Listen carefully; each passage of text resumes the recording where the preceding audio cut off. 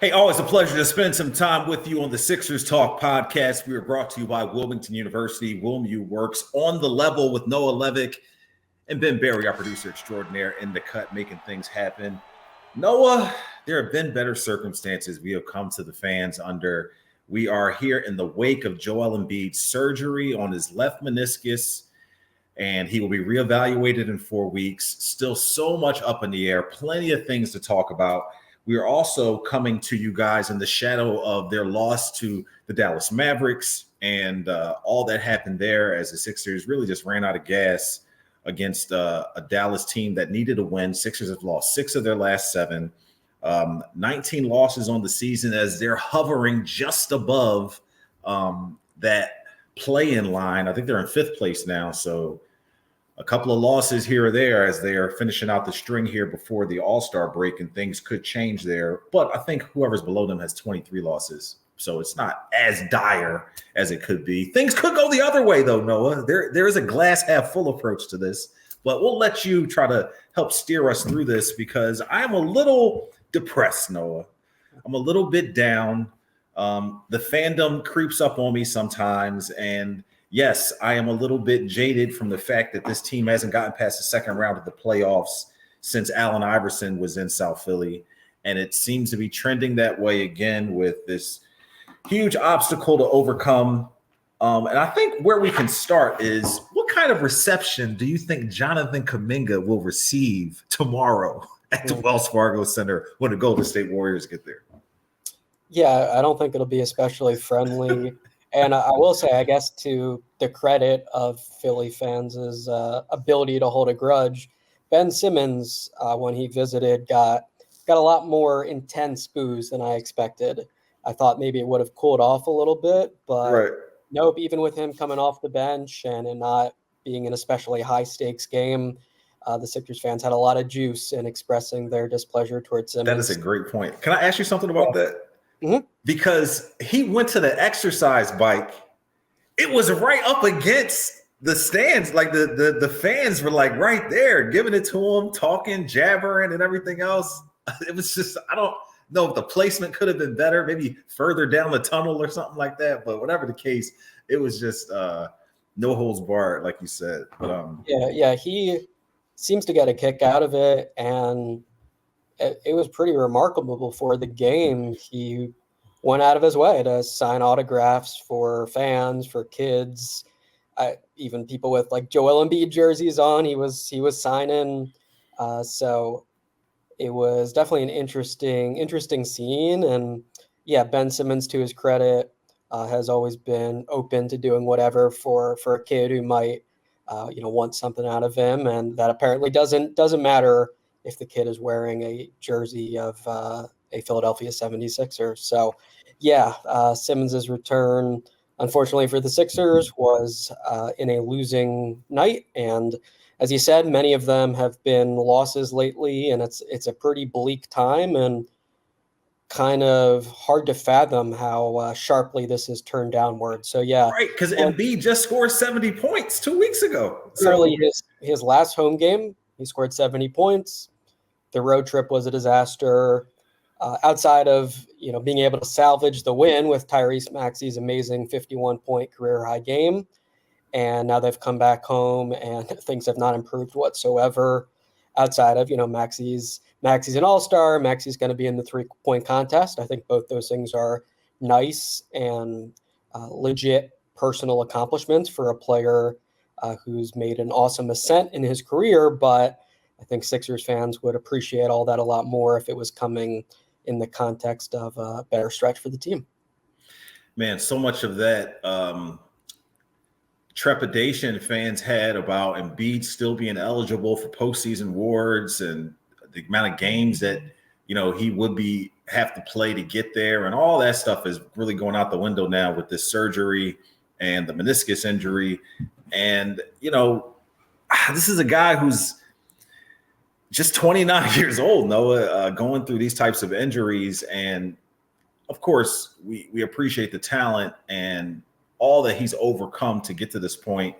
And a friend of mine, I was talking to him earlier today, and he was like, bro, every time this pops up on my feed, I laugh so hard at it. and he was talking about Embiid when he was at, I guess it was Montverde, and he, was 16 years old and like missed that breakaway dunk. You know what I'm saying? Like he couldn't get like his coordination together and kind of like flew out of bounds trying to like make a layup or a fast break bucket. And just thinking about how far he's come since then and how much we've been through with him as Sixers fans. And here's another instance of Sixers fans going to have to just suck it up and take it for what it is. But we're so betwixt and in between here, Noah. We're doing a podcast on Tuesday. The trade deadline is Thursday. We were talking so much leading up to this point about which players to keep. How do they manage the roster and continue to make it a strong roster, but still elevate it and upgrade it so that they'd be prepared for a long postseason run. And we're kind of at the point here where there's still so much unknown about if Joel Embiid will be able to come back this season, what version of Embiid you'll get, if it's worth trading pieces to make another run at the playoff run with or without Embiid, or do you kind of pack it in and not trade any of these guys and then just kind of focus more on the offseason and the draft? So how do you think the Sixers assess this? I know Nick Nurse after the game, really spoke to the point about just taking it one step at a time and one game at a time and just trying to get a victory here within this stretch of, 5 games before the All-Star break. But how do you see the situation the Sixers are in and how they navigate it in a purposeful way? Yeah, in my opinion, it doesn't make much sense to stand pat. I think that's true for a couple of reasons. One of them being Joel Embiid. He's about to turn 30. He's very much in his prime now, and this highlights how fragile that prime is. And the window is still open for him potentially being available for the playoffs. So a Sixers team in Joel Embiid's prime that's going to be playing postseason games, I just don't see the logic of not seeking to improve that roster that is out there in game one of the postseason. With that said, does that mean trading for a guy who maybe is a great name or a great upgrade in some ways for the team on the floor, but is also on an expiring contract? There are guys out there. I think DeMar DeRozan has a deal that's expired at the end of the year, but is a guy that the Sixers have been linked to in some rumors. Would you still trade for a guy like that to upgrade the roster, even though it might be someone that you have to leverage some assets to acquire, but won't be most likely re-signing? Yeah, I mean, it's a tough balance. I think Morey has to gauge what's the likelihood that all of that offseason cap space could actually land the Sixers a needle moving sort of player. Mm-hmm. I don't think there's really any simple answers to that kind of stuff. But look, they've got themselves in a position where 3 players are under contract for next season, one of them being Embiid, the other 2 being youngsters in Springer and Reed.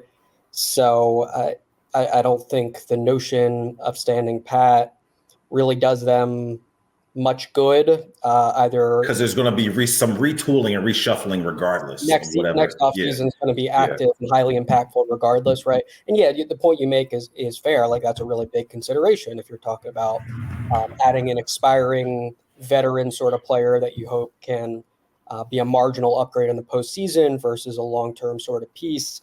It does seem like the market for the deadline is not especially active as of now, and a lot of teams are putting a high price on their best players, so therefore we might not see a lot of stars move. But I think the bottom line is, like, the Sixers have to try to improve this roster, and there are clear areas where they are weak. They need players who are going to take 3-point shots. They're very bottom in the league right now in 3-point frequency. Creating offense and facilitating something smooth in the half court looks really difficult right now when so much of the burden is on your 23-year-old point guard and Tyrese Maxey.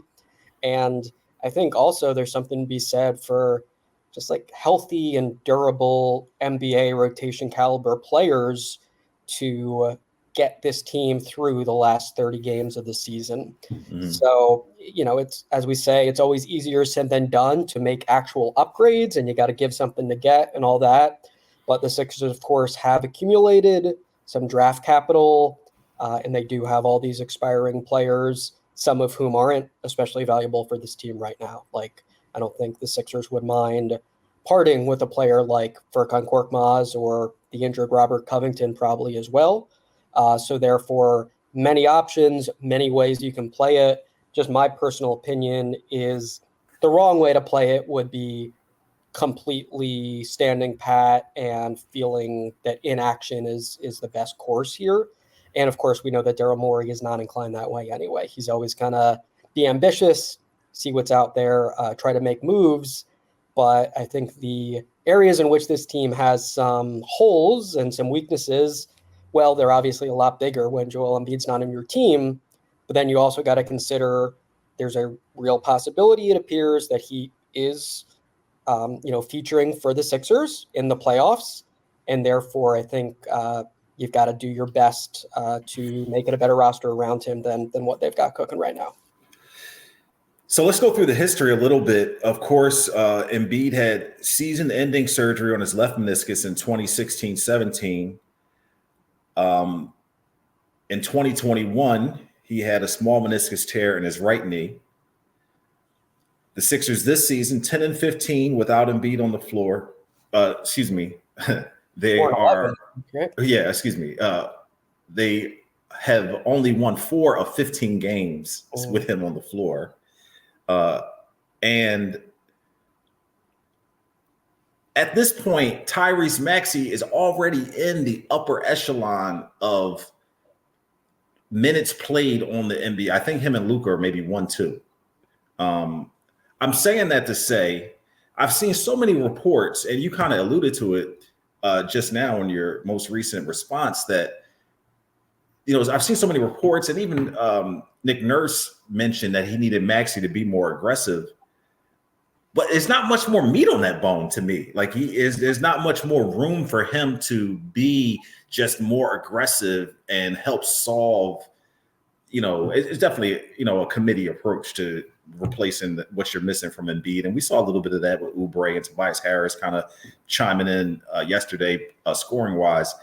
I'm just saying that I can't consciously look at what the Sixers' issues are and think that Tyrese Maxey's, play, and he's already playing at a virtuoso level. Like, what more are you looking for from him that would keep him within his game and not put him in a situation where he's pressing or trying to do too much?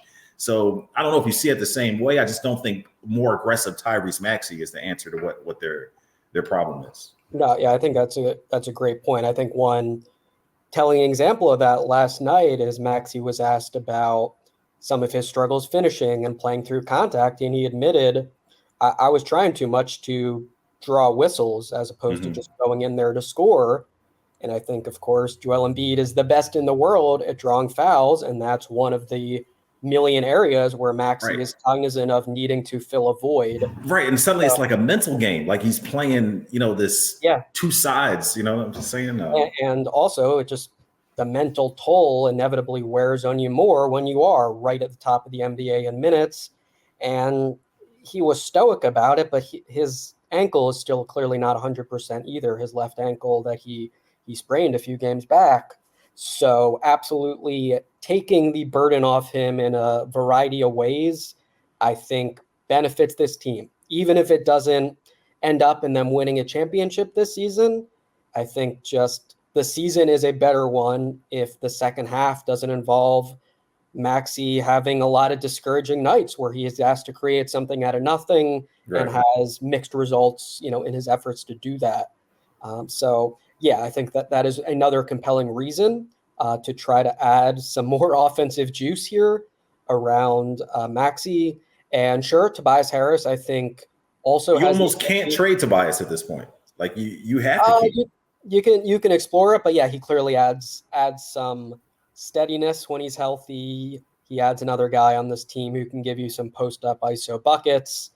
And I hear you. Maybe the calculus does change somewhat now that Joel Embiid has this injury. But yeah, I just think regardless, like the brief stints even that we've seen in an Embiidless world when Maxey is sitting on the bench, frankly, the offense just looks brutal. And Patrick Beverley knows what he's doing. He usually makes smart decisions, doesn't turn the ball over a lot, has some craftiness. Kelly Oubre Jr. can get hot, and it's just not nearly enough. The half-court offense is pretty bad in a world where Embiid is hurt and where Maxey is on the bench. So I think you got to improve the way that looks. And realistically, you're probably not going to be able to make a dramatic upgrade in that regard, but Right. I think do your best to get better in terms of how this offense looks while your reigning MVP is recovering from another unfortunate injury. Right. The guy's averaging over 35 a game. He's got such a good rhythm or had such a good rhythm with working from that nail area and scoring and distributing the basketball. It's like almost you're going to have to change everything that you do.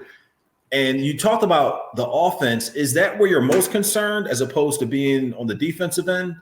Because obviously Embiid's absence leaves an incredible void on both ends. Mo Bamba has stepped up in, some of that. And, we laughed so much at the beginning of the season, like, oh, they have all these centers. Like suddenly, like they need some help there. But is that where you're most concerned of how stagnant and bad they look offensively as opposed to the defensive end? I think slightly more so. I think part of that is maybe just generally buying the notion that Nurse figures things out pretty well. Mm-hmm. He's good at scrambling for solutions, throwing a lot of junk at opposing teams, and at least doing some good things as far as stymieing their best players. I mean, last night's probably a good example, right? I mean, Luka Doncic and Kyrie Irving both did not have their best games. Part of that's Jaden Springer had a really outstanding stint on Luka, and the Sixers overall blitzed pretty well and had good, rotations.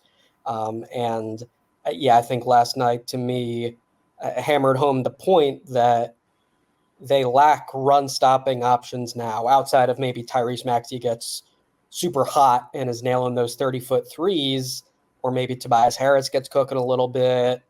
But compared to the way things looked before, Right. It just feels like this team is doomed whenever the opponent is able to string together a nice little, stretch offensively. So, yeah, I think they're not a perfect defensive team by any means. Their rim protection's a lot weaker. Some of the perimeter defensive issues, of course, get more exposed when Embiid is not back there. But I think I would lean toward offense just generally feels more problematic for this team as things stand. So are there people out there, fans, media members that owe Joel Embiid an apology, Noah? I mean, there was a lot of vitriol coming from a lot of different places when Embiid missed his game in Denver, hasn't played there since 2019, doesn't play in Portland, tries to give it a go in Golden State, and leaves the court, comes back. The unfortunate thing happens with Jonathan Kuminga, maybe being a little too overzealous. But he was clearly hurt. He clearly wasn't himself. He clearly had something going on with the knee. A lot of people weren't buying his excuse for warming up in Denver and then not playing in the game, but they were all wrong because he was not himself. He was hurt, and the medical staff made the right call. And then, he tries to maybe force the issue a little bit, and he has to get this certain amount of games played, has to play a certain amount of minutes in those games in order to qualify for a game played. So do you feel like there are people out there who kind of got it wrong and owe Joel Embiid an apology? I mean, probably, yeah. I mean, people can react however they wish. I'm not going to cast, grand moral judgments, but look. There was a media member in the Denver assembled media that asked, Nick Nurse specifically, like if Joel Embiid, was ducking Nikola Jokic. So it wasn't. It was whether it reflected on his character or something. Yeah. But yeah, I absolutely agree that doesn't really seem like a pertinent question, right? And I think if you're paying attention, it's a very obvious answer of no, because as you said, the injury was legit. Really was valid. He's dealt with left knee swelling for much of this season, had missed games earlier in the month for that reason. And like if you've been covering him, he instinctively wants to play through things. He gets frustrated when he's sidelined for too long. And he's a very competitive guy who just doesn't like the notion of sitting, knowing how valuable he is to his team.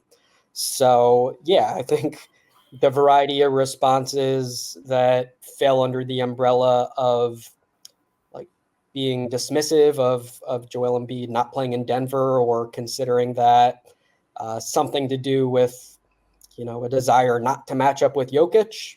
Yeah, those are bad reactions, right? Those are just they're not right. They're fallacies. incorrect. Yeah, fallacies. So I mean, I think we saw LeBron James tweet something to that effect, and those are strong words. Strong words from LeBron. Yeah, look, I understand that too. I mean, I think especially if you watch that game in Golden State, it was pretty painful. Like it just appeared that every time he jogged up and down the court, he was uncomfortable. He was grimacing. He was kind of hobbling.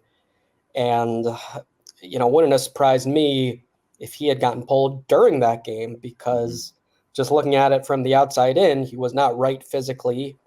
And then, of course, the fact that he was in pretty late in the fourth quarter ended up biting the Sixers and Embiid really hard. And you have to play with Kuminga that leads to this long-term absence for him. So, look, I think everyone's going to have their own biases they bring to the table, but perhaps this shines a light just on the broad concept of ducking is not very common, I think, among high-level, all-world athletes like Joel Embiid. These guys want to play against the best. That's a large reason they've become so great. And he has a very unfortunate injury track record, and he does his best to play through pain a lot of the time. And, it's just, to me, that's the bottom line. Like it's never been a character thing with him as far as why does he miss a high percentage of games. He's a really big human being who's also gotten some bad luck. And of course the Sixers medical decisions have been open to criticism at times as well. So a multifaceted sort of deal, but pinning something on Joel Embiid's willingness to play or his character is just wrong. Well put, sir. Let's pay some bills here. And we, of course, are brought to you by Wilmington University. We encourage you to find your higher education home at Wilmington University, where your academic success is celebrated by a caring community. Explore your opportunities at wilmu.edu. Celebrity cook Steve Martirano brings his Italian-American cooking back home to Philly. Enjoy Martirano's Prime at Rivers Casino and Steve's famous meatballs with Sunday gravy, prime steaks, and so much more. Make reservations for Martirano's Prime on Open Table. Back here on the Sixers Talk podcast, and Tyrese Maxey in the three-point contest, apparently going to give that a go, and the shot has been looking wet, so I am not surprised by that one bit, and we'll give definitely fans some rooting interest there as the Indianapolis All-Star Game will unveil an LED court that they will have for the slam dunk contest, the three-point contest, and some of the other events there. So that'll be interesting to see how they bring that into play. Of course, Vegas is the home of the giant, I don't know what they call the giant sphere that has all the changing stuff on the outside. But if you haven't been there to check it out, it is really weird to see. I was there last February for an Usher concert, and I didn't know what that thing was, and it was like out the window of our hotel. And now it's a pretty cool thing now, but it was a little ominous when I was there. But I'm saying all that to bring some levity to this situation, because there's still some excitement and things that are associated with Maxey's All-Star appearance that I'm sure he'll enjoy and Sixers fans will enjoy. There are 5 games to get to before then. Golden State, the Wizards, there's a Cleveland game mixed in there. And then after the All-Star break, I mean, Milwaukee, Boston, Cleveland again, a bunch of that coming up here. They've lost 6 of their last 7. How should fans balance where the team is now with enjoying what they get at the All-Star break with Tyrese Maxey?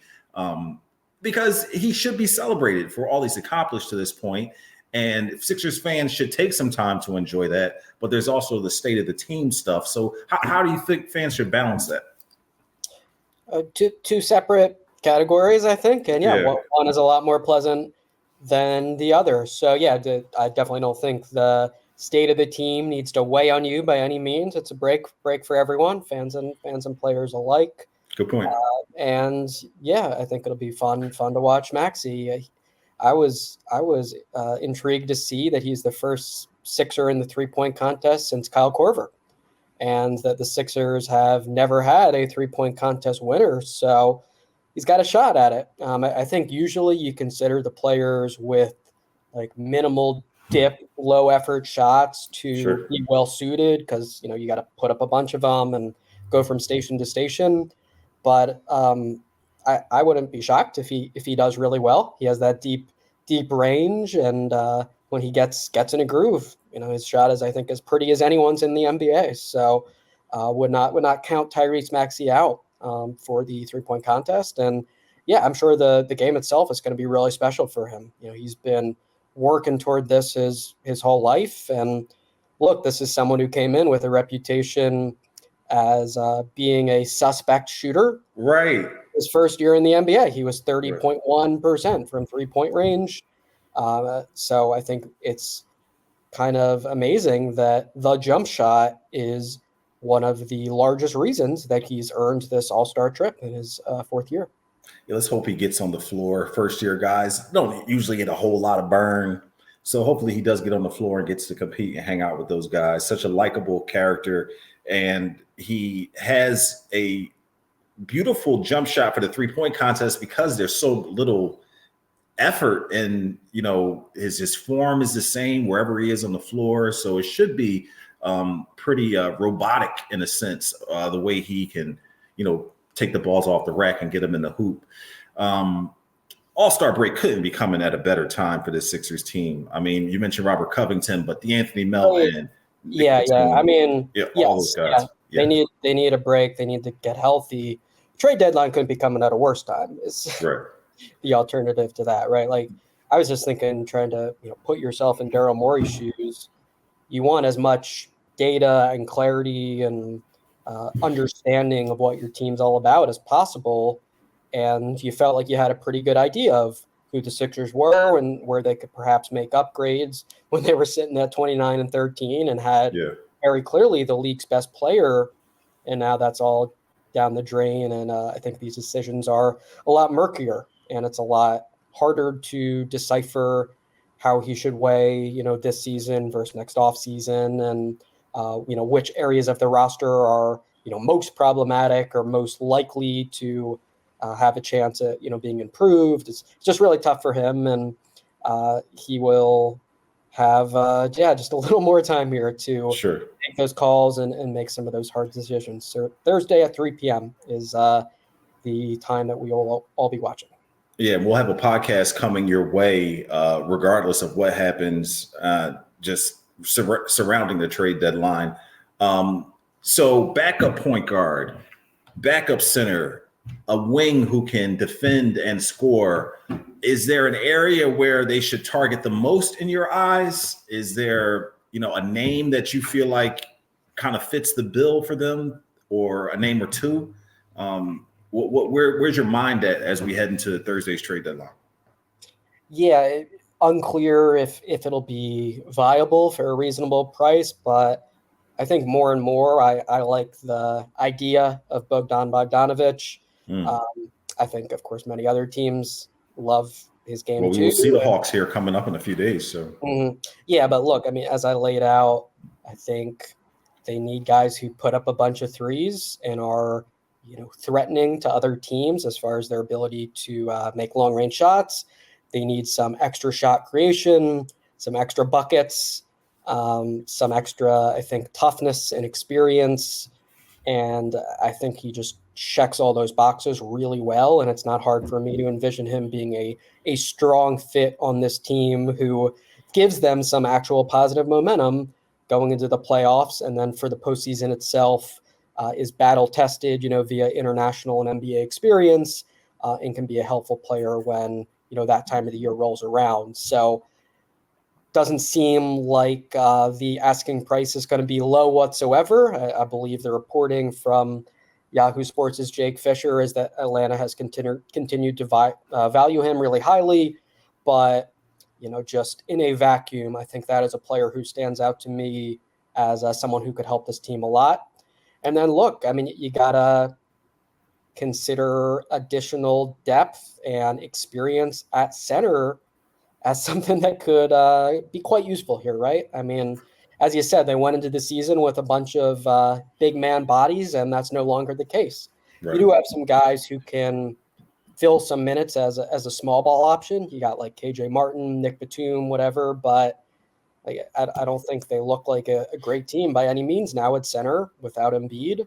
So Andre Drummond is a hot name in the trade market, and if the Sixers were to be the team to land Drummond and to, have a reunion here, I don't think that would be a bad move whatsoever. I think, he's going to reliably be an excellent rebounder, and I think he's going to give you another strong option in terms of ability to just eat up minutes and be healthy and durable and reliable. As we said, those are all pretty big traits for the team as it stands now. So, not commenting or really speculating much on the viability of those guys, but maybe that gives you an idea of the sorts of players I think would be most useful for the Sixers. And those are, two specific guys who would, fill some holes, I think, for this group. With that in mind, this is a clear-cut supply and demand situation. The Sixers are in need where maybe they weren't in as much need prior to the Embiid injury. So what you would have given up at the trade deadline previously, that's changed a bit. So how deep in the pockets are you willing to dig as far as assets, first-round pick, expiring contracts? How deep are you willing to dig, let's just say, for those names you mentioned, to acquire those guys? Yeah, I mean, I think just intuitively, you never want to get badly beaten in a deal. And I know Daryl Morey certainly is that kind of executive. But look, they've acquired those draft assets, and I think it would be fair enough, right, to use some of them. Ship them off. Get them out of here. Definitely for a player like Bogdanovich, because he has a team-friendly contract, if I recall. Decent contract. Yeah, I think you consider it a decent contract. Beyond the, and that's one where it would be beyond this season. And as I said, I just like the idea of him as a short-term guy who steps into a tough situation and is a gamer and adapts pretty well and has a variety of skills. So yeah, I mean, hard to say exactly what the structure of these deals would be. As we know, Daryl Morey often pulls in multiple trade partners and what have you. But broadly speaking, I think there should be some willingness to part with a first-round pick or two if it's for the right kinds of players. I think as far as the expiring deals, like Marcus Morris has provided some nice stuff for this group. Same with Robert Covington when healthy, but I don't think the Sixers should be desperate to hold on to those sorts of guys. Same with like a Furkan Korkmaz, as I mentioned earlier. I think KJ Martin and Jaden Springer are interesting players for this team. I think you see real promise and real flashes of them having the ability to both help now and in the future. But those are the sorts of players that might turn a deal, right? That might get a deal done. I wouldn't want to be the one in the position of having to decide, boy, do we hold on to Jaden Springer here, or do we give him up in order to get this, X or Y veteran scorer who's, theoretically going to give us a really valuable jolt for this season. But boy, Springer's been fantastic lately on defense, and I think you've seen a lot of the ways that that potential, it just is materializing into a really high level on-ball defender and a really pesky, valuable guy in that way. So I think just trying to forecast it, the Sixers got those draft picks for a reason. And if I was in Daryl Morey's shoes, I think I would be willing to give some of them up if it was for the right kinds of players at this deadline. Say what you want about the man, but Doc Rivers was right about Jaden Springer. He would talk about his defense almost every chance he got, and he was right about that. That Springer would be an elite level defender, or approach that. He's not there yet, but has the qualities that would equate to that. So he was right about that. And Oubre, Melton, Harris, I feel like they're almost untouchable because you're trying to keep this nucleus or some type of familiarity and momentum with guys who can, fight and battle against other teams and have that versatility that they bring to the team. I just feel like if you're in a situation where you're trying to actually make this postseason push, you're going to need some soldiers, so to speak. And they're probably the guys that bring the most to the team to help Maxey in this regard without Embiid. I mean, untouchable seems strong for me. I get what you're saying. Like Kelly Oubre Jr., his main skill is scoring, and if he's not bringing that to the table efficiently, he's often not going to be a positive impact guy. I think that's definitely been the trend for the last month or two. He offers very, very little as a facilitator, and I think that's become a more glaring problem without Joel Embiid to make this a smooth offense.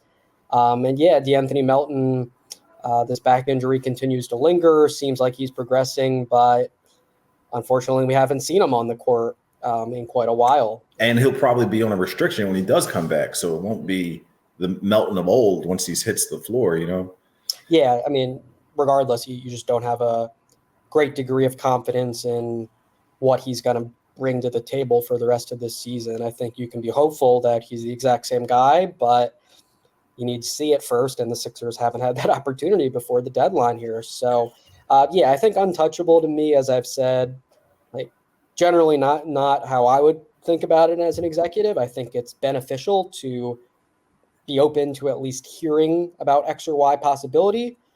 And I think outside of Joel Embiid, Tyrese Maxey, Daryl Morey is the sort of executive who is willing to hear about everything. But look, Tobias Harris draws a lot of criticism. The contract is excessive. He is really important given the state of the team right now.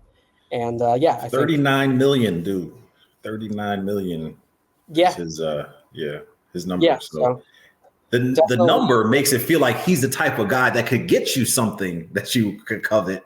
But how that materializes and comes to fruition is hard to quite wrap our head around. And that's why we report on the team and don't have to make those deals at this time. But Noah, if you don't mind, we're going to take a dip away from hoops because we are closing in on Super Sunday.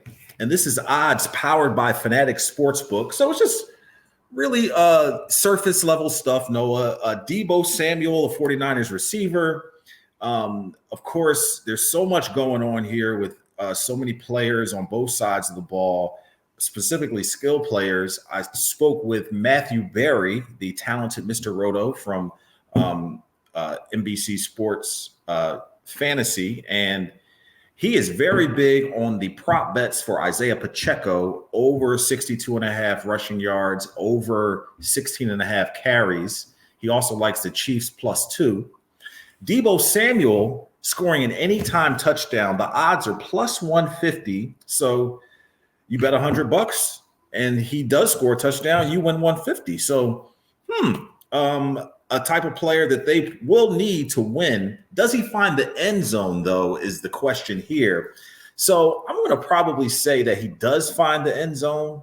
They will design something to kind of put him in space and give him opportunities to score. I think this is a pretty good bet to throw down $10 and win 15 on Deebo Samuel reaching the end zone. I don't know what type of Brock Purdy we will get. I think that the Chiefs are susceptible, the 49ers are susceptible to the run. But the Chiefs on the flip side can get thrown on. So I think that it will be more of a shootout here, and maybe the score will be in the 30s, and Deebo Samuel does find the end zone there. Do you have any thoughts on that? I would also lean that way. Yeah, I had him on my fantasy team a couple of years ago, and most weeks he was Ball player. Yeah, he finds ways to get in that end zone. So, especially in a big game environment, he's the kind of guy I would lean toward. Well said. Having success there. So, yeah, and I think I agree with you as well. I would not be surprised if we get a high scoring game. I feel like the extra prep going into the Super Bowl with like really creative, high level offensive coaches. We might, get a shootout sort of night, and that would obviously increase the odds that Debo gets in the end zone. So, yeah, I think I would be on the same page with you there. The 49ers head coach Kyle Shanahan has a little bit to prove, bit of a chip on his shoulder, having been to the Super Bowl twice previously and not gotten it done. And he was the coordinator with that Atlanta Falcons team that got, I don't know what you want to call it, from the Patriots. They came back from down 28-3 to win the Super Bowl, and he was the coordinator there. So a lot to prove for him. I'm sure he's going to be pulling out all the tricks and stops, and that will involve Deebo Samuel. So I'm going to go, like you said, with him as that being a good bet. But good luck to everybody out there. We are brought to you by Wilmington University. We will see you next time on the Sixers Talk podcast. And next time will be Thursday for the trade deadline. And I think Amy Fadul will join us there. We'll have to see. I'll try to put a bug in her ear to make sure that happens. But be sure to follow Noah Levick for all of your updated information regarding the 76ers. Check out his work on NBC Sports Philadelphia.com. And we're just kind of in this waiting period where we're trying to wait out the 4 weeks for Joel Embiid to be reevaluated. We're trying to wait out to see what happens at the trade deadline here. And hopefully these next 5 games, the Sixers can kind of get off the snide as they've lost 6 of their last 7. But Noah Levick will have all of the very latest. For Ben Berry, I'm Danny Pommells. Thanks for watching, everyone. This has been the Sixers Talk podcast. We'll see you next time.